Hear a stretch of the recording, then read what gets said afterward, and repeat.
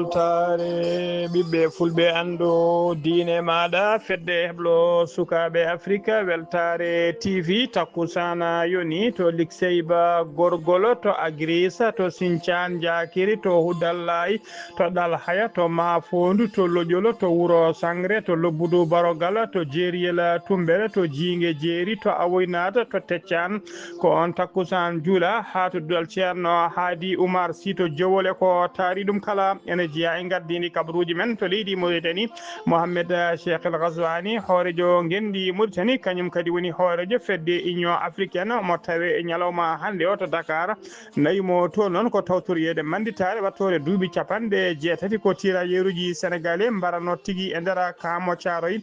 tawi ko koninkoɓe leydi France jooɓino pittali mabɓe to leydi Sénégal ko aleta hande 2 lewru décembre 2024 woni manditare mawninde duuɓi capanɗe jeetati ko tirailleruji sénégalais mbarano hooreɓe leyɗele kewɗe mbawi tawtorede cérémonie o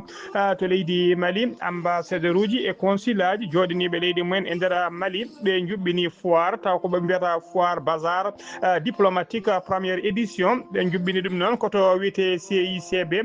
mo Bamako aseta hanki o kedde Afrique ma en ketto roɓindo Alassane Oumar Bocco kabaruji men jolam jaɓɓeyi ma en jaa ha to dowlaji tentude Amérique jiyan to leydi Ukraine to leydi Syrie to leydi Liban bisimilla mone kerki hotodirte joni joni piren patiren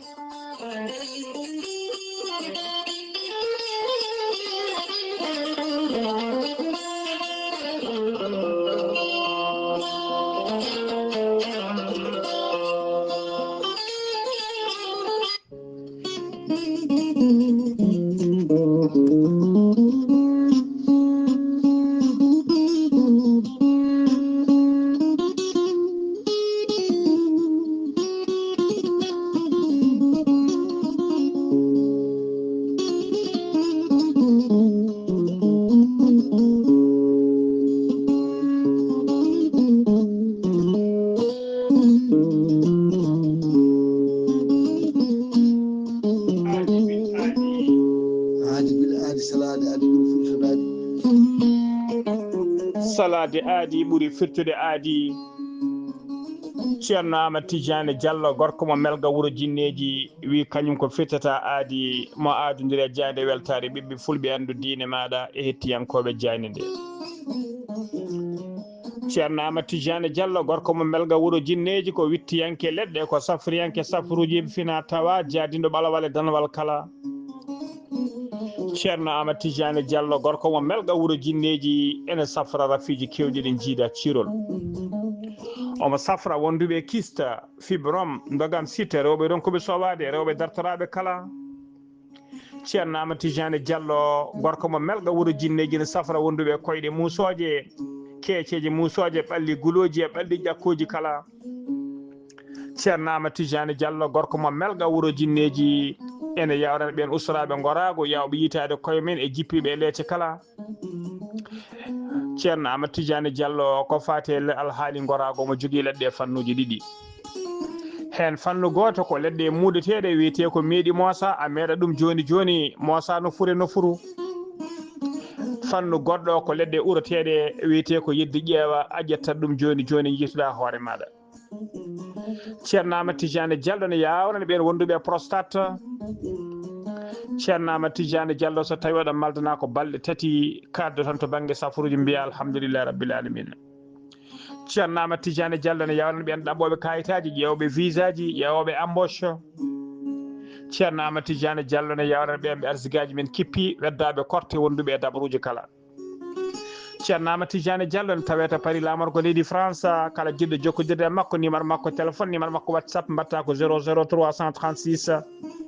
04 0406 27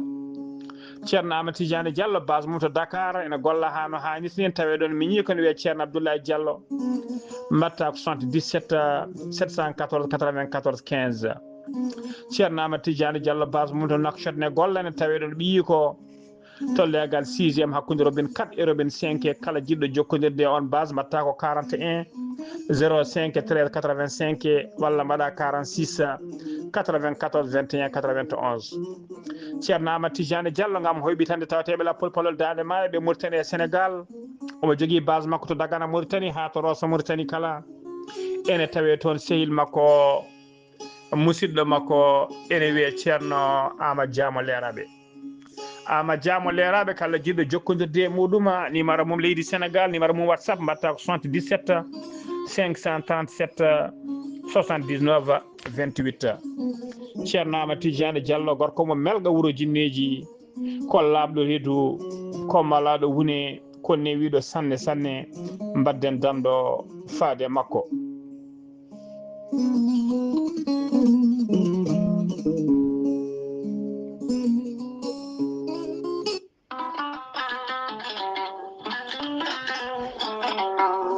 gorel te ko aadi yanke mo firtata aadi e jayde weltare TV gorel te ko aadi yanke ɗoftowo ɓen safrotoɓe e muɗuma gorel te ene hollita weltare mum faade ɓen e kala saaha artoɓe gorel te ene kollita dañi hen aafiya mawɗo no feewi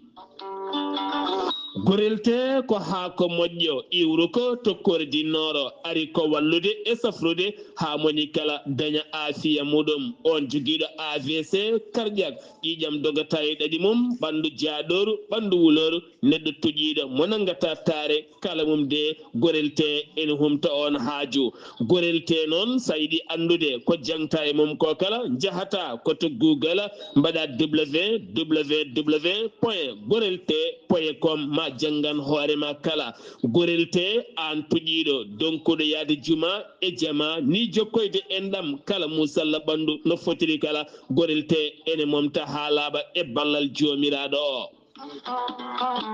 sa yiɗi jokkodirde e tongoɗe gorel te beele mbawa jokkodirde mabɓe Oumar Dia to Tambacounda 77 527 14 44 so tawi koto Bonji Salamata Ba 77 695 43 01 so tawi noon gonɗa koto Gawol ko Farmata Abdoulaye 77 150 70 61 so tawi noon gonɗa koto Guédiawaye Amadou Abbas Ka mbatta ko 78 313 89 28 so tawi noon gonɗa koto Thiès e ko taari ɗum kala jokkodirta koye Moussa Dia 78 860 76 68 so tawi noon gonɗa koto leydi Mali to wiyete Melga Mali jokkodirta koye Abdoulahi Diallo mbatta ko 00 223 72 49 30 07 so tawi noon gonɗa koto leydi France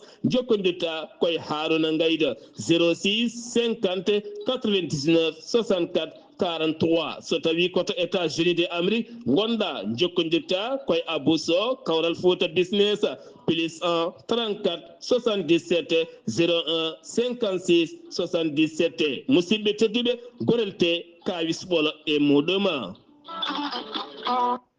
kettode kaburuji mon e demgal pula Afrique, Asie, Europe, Amérique, Moyen-Orient, Océanie. Jam ñalle mon musidɓe tedduɓe eɗen gone dewo goo lewru décembre hitande ujunnaje ɗiɗi e nogas e nayyi habruji mon e ɗemgal pular e sawta he ko musidɗo mon sehil mon Ghali Abouba to karallagal ha mbawon yiiden to banggue nete ɓosoje ko miñi men sehil men Saydou Abouba hono no mbiruɗen gardini kabaruji men koto leydi Mauritanie puɗɗoɗen to leydi Mauritanie noon fedde Ansaruddin e gardugol ceerno Boubacara Gaye eɓe ciftina eɓe teddinira dendangal bandiraɓe dendangal julɓe kala biyawo ashhadu an la ilaha illallah wa ashhadu anna muhammadan rasulullah tawateɓe e nder Nouakchott ha e nder leydi he ha e caggal leydi kala wonde kay ɓoyataɓe juɓɓina takkusan ceerno Hamdou Rabbi moɓe juɓɓinta kala hitande tawa hitande hikka nde waɗata tigui troisiéme édition hitande hikka nde noon hawrata ko ñande aset sappo e nayyi lewru décembre dari ndu hande ndu toon to PK 7 Nouakchott saragalle ceerno Boubacara Gaye dendagal almudagal e dendagal julɓe kala ceerno Boubacara Gaye ene bismi on hen kala noon yiɗɓe kay hebde ko ɓurɗo labde jokkodirta koye ɗeɗo tongode watta ko 46 54 54 20 walla mbaɗa 46 41 05 02 ko ceerno Boubacara Gaye e jeeyte kañuma notatama e numéro uji ɗiɗi kala dendagal julɓe noon mbiɗen kañumen kala ene bisma e takkusana ceerno Hamdou Rabbi ha joni kabaruji men e ɗemgal Pulara to leydi Mauritanie ha joni Sinim woni société nationale minière industrielle et minière mo leydi Mauritanie ɓe juɓɓini aseta hanki o kawguel tawi ko kawguel noon ɓuura fewde junggo kay tawi ko fellude fetel woni koɓe mbiyata tira en cible ɗum noon yuɓɓina ko toona to Nouadhibou équipe aji jeetati noon gembi capanɗe jeenayyi e jeetati tirere woni felloɓe tawi koɓe ɓuuri hoolade yo mbaw ɗaftodirde kay guel ɗon kawguel foof noon jeeya tigui koye mawnirgol e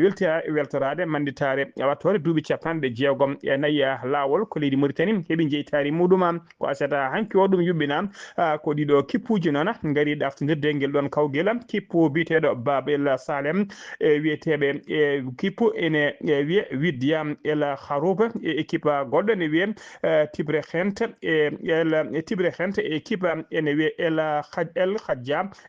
Khadja e équipe ne wiye Sinima Zoyrad e équipe mo Sinim Nouadhibou wondude équipe administrative mo Nouadhibou équipe militaire tawteɓe e nder wilaya mo Nouadhibou so tawi hol supervisé golle ɗe noon tournoi noon woni tewɗi tigui ko yesso teddungal e gardugol hono gouverneur Dakhlet Nouadhibou hono biteɗo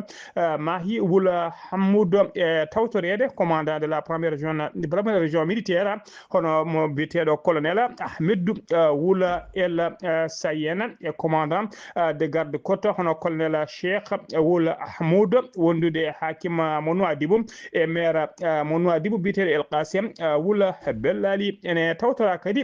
puɗɗogol golle ɗe hono cukko hoorejo région Dakhlet Nouadhibou hono biteɗo Wul Sidi Heyba wondude hoorejo fédération nationale de tir à la cible et responsable uji sécuritaire et militaire wondude officier ji supérieur kewɗi e yimɓe jamboreɓe hewɓe tawi ko yiɗɓe sport mbawi tawtorede guel ɗon kawguel walla uddigol guel ɗon kawguel ha joni ko leydi Mauritanie keddoɗen gouverneur région de Gorgol hono biteɗo Ahmedna Wula Sidibé o artima aseta hanki o capan tati lewru jolal hitande ujunnaje ɗiɗi e nogas e nayyi cérémonie tawi ko jaɓɓugol équipement e matériel médicaux faade kay hôpital régional mo Kaydi matériel o noon ummori tigui koye fedde nde wona laamunkeri woni ONG tawi ko ONG biteɗo Horizon du Sahel badɗo kay badduɓe ONG noon wadde tigui coopération mum e région de Gorgol waɗi noon waali tigui holliri tigui o jarni ONG o dow inde ɓesgu Gorgol naɓe kala e oɗo matériel payduɗo no fewi e ɗeɗo golle payɗinde tawi kadi ko ƴellitoji suudu safrirdu tawi ko hôpital régional mo Heydi mo gandanɗa diwana Gorgol kala ko hen loriti o erima noon ardiɓe gollotoɓe hôpital ɓe ha e ɓen gollotoɓe kala nde tinnoto tigui toppito matériel gaddaɗo e matériel aji jogaɗi ɗi kala ha ɗum wawa rewde lawol hano hannirta ni hano hannirta ni o ñaguima Allah kadi nde ngal ɗo jokkodiral hakkude oɗo ONG Horizon du Sahel e région de Gorgol nde ɗum juutata ha ɓeydo yarude yesso Ba Amadou Abdoulaye kañum woni hoorejo Ba Amadou Abdoulaye kañum woni hoorejo région de Gorgol kañum ne ƴetti konngol holliri hen weltare mum mawde no fewi o jarni ONG o ko noon kadi hakim mo Kaydi e hoore muɗum ene tawtora cérémonie o wondude e cukko maire Kahaydi hono Abou Cissé e autorité kewɗi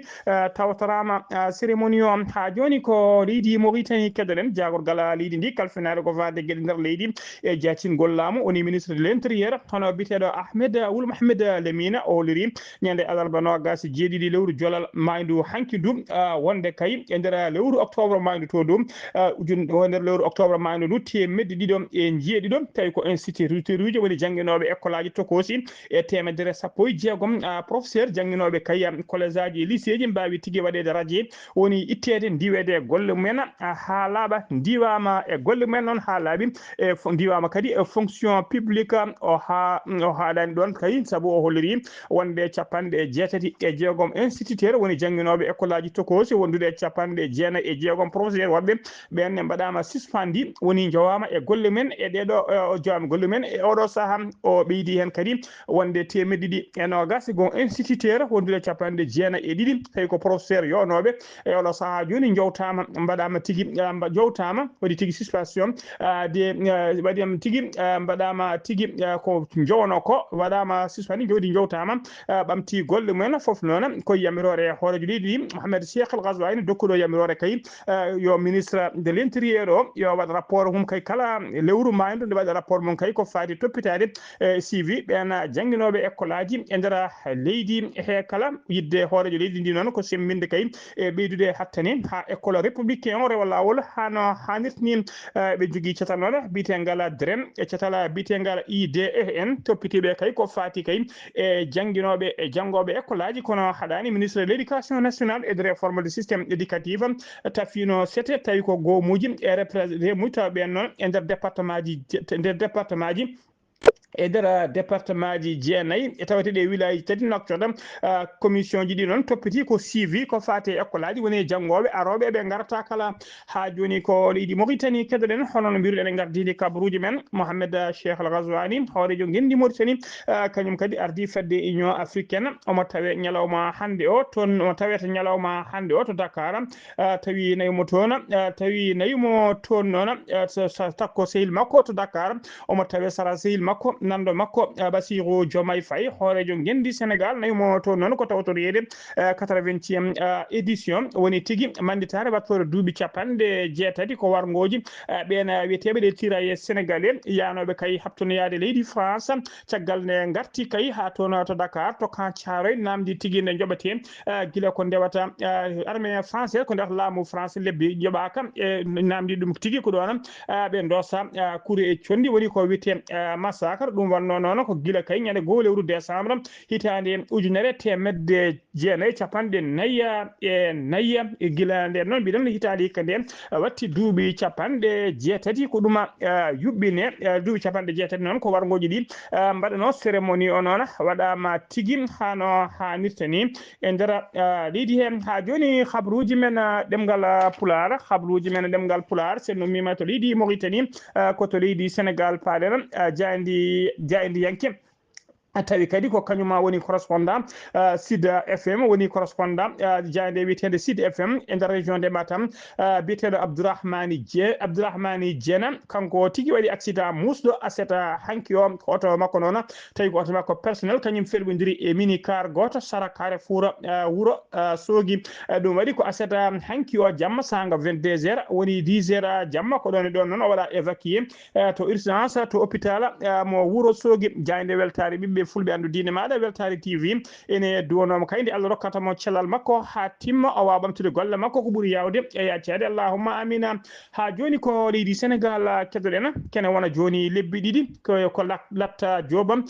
soka kay e nder kasoji leydi Sénégal saabu kay ko guila ñande nogas jeegom lewru septembre 2024 o nangono tawi o tuuma noon komo dirtini kene wona milliard uji jeetati taw ko France CFA yimɓe makko noon yiɗɓe makko e yaatiɓe makko tawateɓe to Touba mbaɗi aseda hanki o to Touba mbaɗi toon noon point de mum de presse ɓe namdima noon ɓe exige kay nde woppite ko ɓuuri yawde e yaccade nde mawɗo mabɓe kay Lat Diop woni leader mabɓe woppite ko ɓuuri yawde e yaccade woni sandede saabu kay ko toñaɗo ko cokaɗo kay taw kadi koye gañañalde e dow fenade ɓe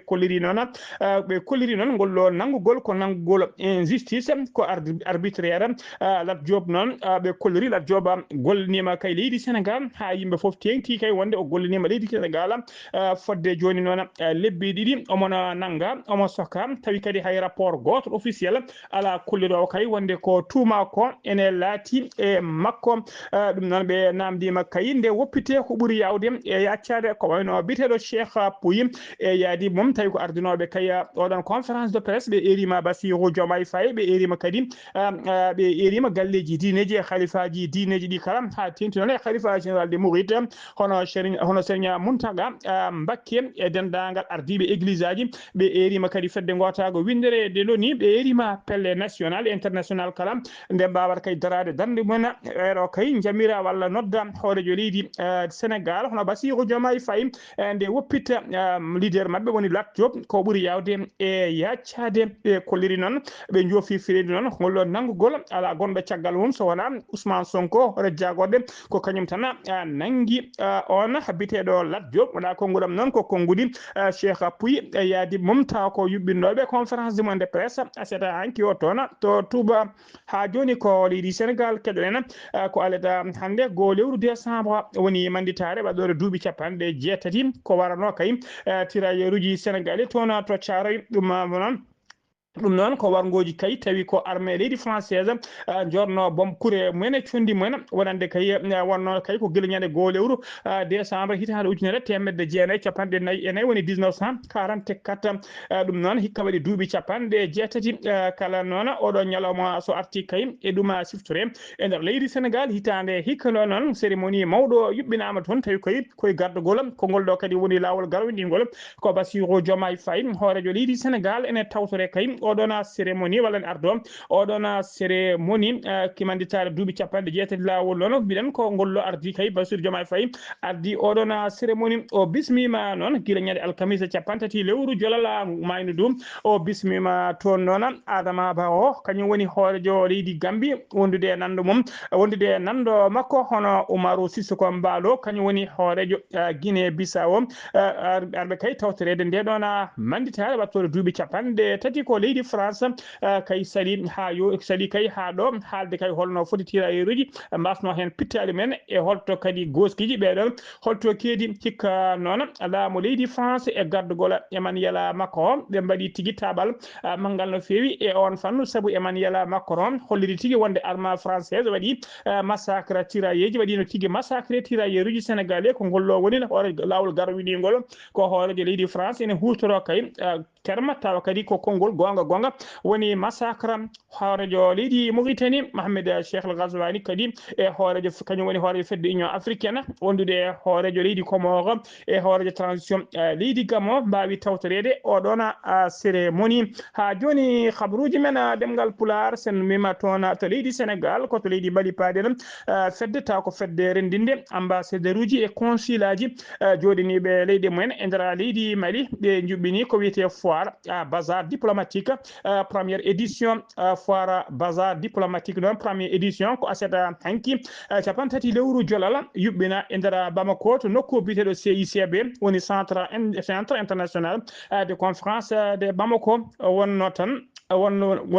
wona tan noon ambassadeur uji e consul aji mbawi tigui notitade e oɗon foire saabu kay ɓe bismima toon hoɓɓe he walla invité ji kewɗi no fewi tawi kadi ko gaye mawɗi woni ko wiyete invité de marque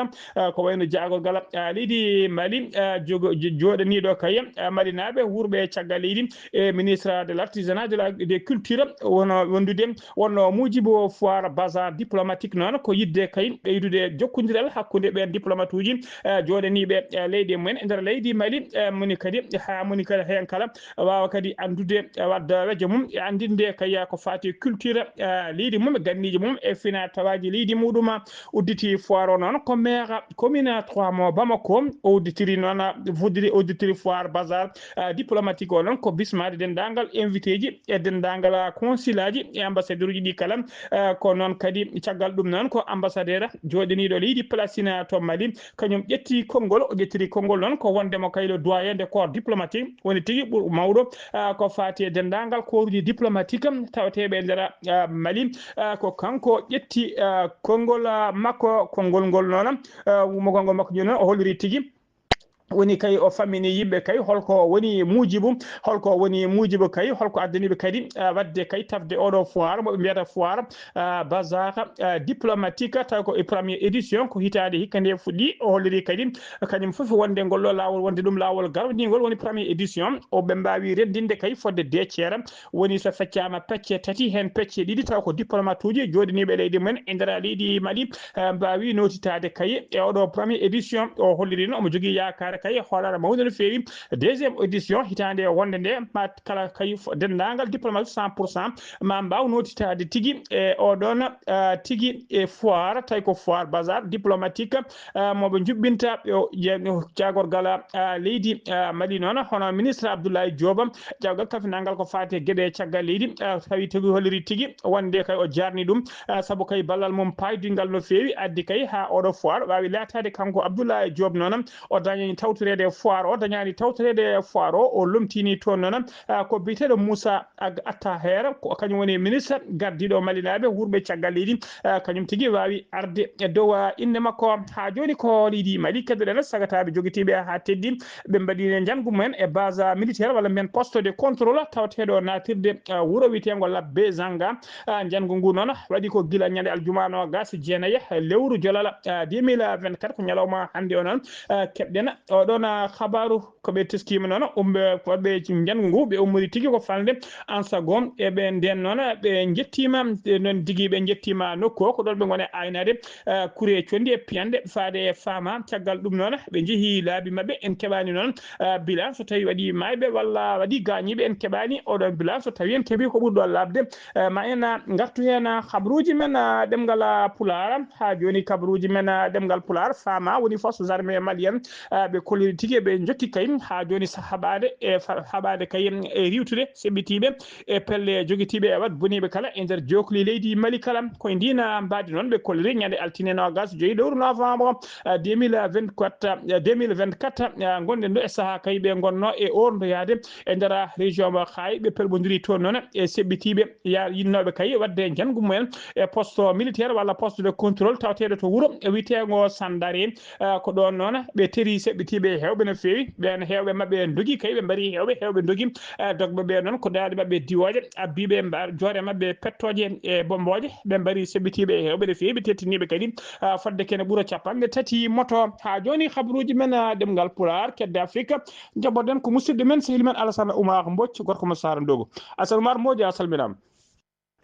en calmitima gali Aboubaye calmini dendagal hettiyankoɓe Ayawo TV kabaruji men ɓurɗi tengtude e dongal Afrique e ñalawma hande o puɗoɗen ko leydi Côte d'Ivoire toon dey mennoɗo wonde hono joom suudu tawata ko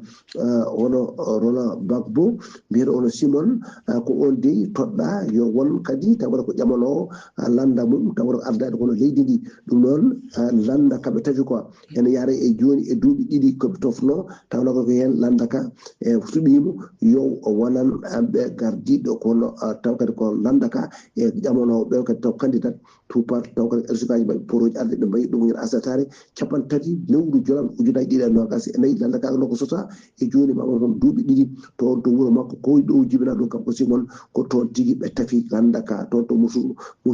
ene wayno ko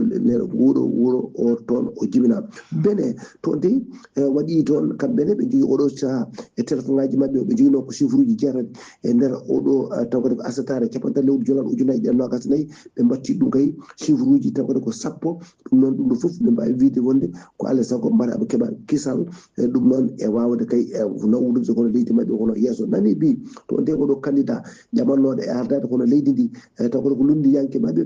biyeteɗo kono Bandu Leni taw ko Itula kanko de o wi wonde kankone wotoyi ɗi no jaarini e taw kadi e caɗele e dañaɗe henɗe e ɓen ɓe gorani jaɓani kadi taw ko kayitaji mumen ɗe garani ma walla kadi ko carte de manqude so tawi jeccudi jaltoyi o wona jaɓoyowo taw kono résultat o ɗum noon caɗele ɗe ɗum noon ko gila ni ñande alarbaare ɓe donki noon yimɓe yo goto ɓe battoy ɗum ñande ɓe wiiti hen ñalawma aljumare e ñalawma asakare ɗum noon o wi wonde kanko e oɗo saha foof hayso tawi waɗi noon o wona kadi jaɓowo e ɗin résultat ji so tawi jaltoyi Angola toon dey ene wayno dey heddi ko ñalawma goto kay e garagal toon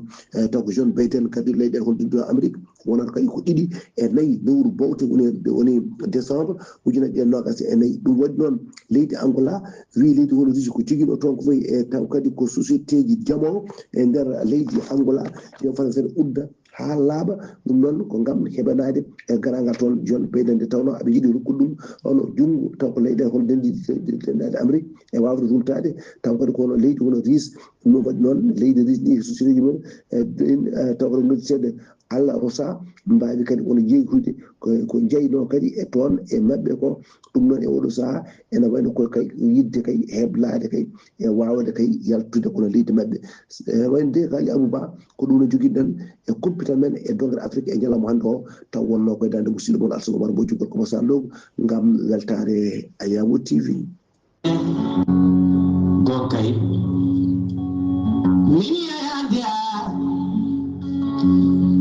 keɗotomi ko jahande heblo sukaɓe Afrika nde tawno jande ndeɗe laaɓi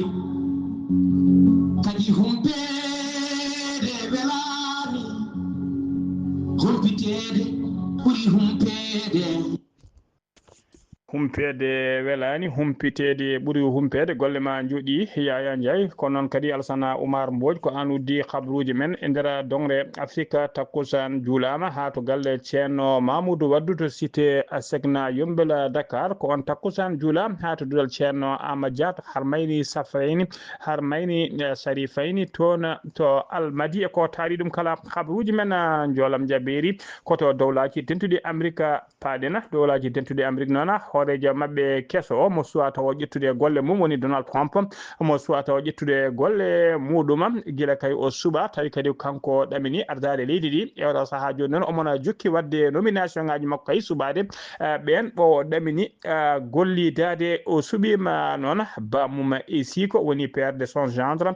tawi ko biteɗo Charles Kushner ko bamum biteɗo Jarel Kushner o nomi ɗum aseta hanki o capantati lewru novembre ambassadeur ɗaminiɗo ambassadeur taw ko joɗantoɗo dowlaji tentuɗe Amérique toon to leydi France Charles Kushner noon ko chef entreprise immobilier biyeteɗo entreprise o wiyete ko génial Charles Kushner noon sokonoma hitande timmune to kasso tawi ko kasso fédéral on nanguirno noon koko wiyete malversation financiére ko Donald Trump wannomo gracier yaltinimo kasso wonno koye saaha manda mum adduno dowlaji denduɗi Amérique ha joni ko dowlaji denduɗi Amérique keddoɗen e on fannu nomination kanko Donald Trump kadi o suɓima ɓattiɗomo tawi kadi ko fidèle e makko no fewi biteɗo Khas Patel ko fidèle makko no fewi o nomi ɗum gardiɗo woni chef FBI ɗum ko alata hande go lewru décembre o waɗi oɗon nomination Khas Patel noon en yara duuɓi capanɗe nayyi e nayyi ko avocat américain kono lesli makko ko indien ko leydi Indie o jeeyam ardi kanko tigui ardina e oɗo saaha joni police fédéral e judiciaire FBI noon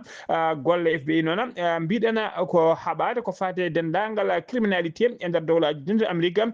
yi haɓade kadi pelle taw ko pelle wat boniɓe e haɓade ko wiyete trafic d'êtres humains e haɓade trafic des migrants e haɓade kadi trafic drogue e nder jokuli dowlaji tentuɗi Amérique kala ko ɗum woni golle catal bitegal FBI ha joni habruji men ɗemgal pulaar kabruji men jolam jaɓeri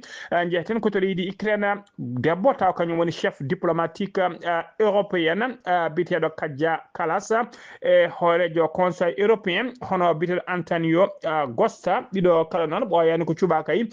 gardina ɗiɗo postoji fedde union européenne de ɓe jettima noon to Kiev lamru ko leydi Ukraine aleta hande o goluru décembre 2024 ko jillu diplomatique noon kono kadi ko jillu soutien hollirde kay wonde fedde union européenne ene heedi kay ene ɗofti kay ha joni ene adda soutien mum ballal mum faade leydi Ukraine ene paari kadi addude kala ballal ko mbawi kay beele ɗoftude leydi Ukraine koto leydi Syrie paadena aseɗa hanki capantati lewru décembre capantati lewru novembre 2024 sappo e jeegom civil woni jambureɓe mbarama to wuuro wiyetego Alep to Alep noon to wuuro Alep e nder leydi Syrie ene sikka sikka tan noon ko armée leydi russe tawi kañum woni allié laamu Bashar al-Assad kañum en joori e mabɓe bomboje waɗi kadi yimɓe nogas wonɓe taw ko jambureɓe barmuɓe hen ko convoi autoji noon kañum woni bombardataɗo koto leydi Liban paaɗen aset hanki o capan tati lewru novembre yimɓe tato kadi mbarama e bombardement mo Israël mbaɗi to wuuro tawaten ko to banggue worgo leydi Liban e Israël noon kala won Israël kala wonde kay e cessez-le-feu haɗani kay kala saaha ɓe mbaɗa bombardement ji mabɓe taw koye position ngaji Hezbollah taw tewi e nder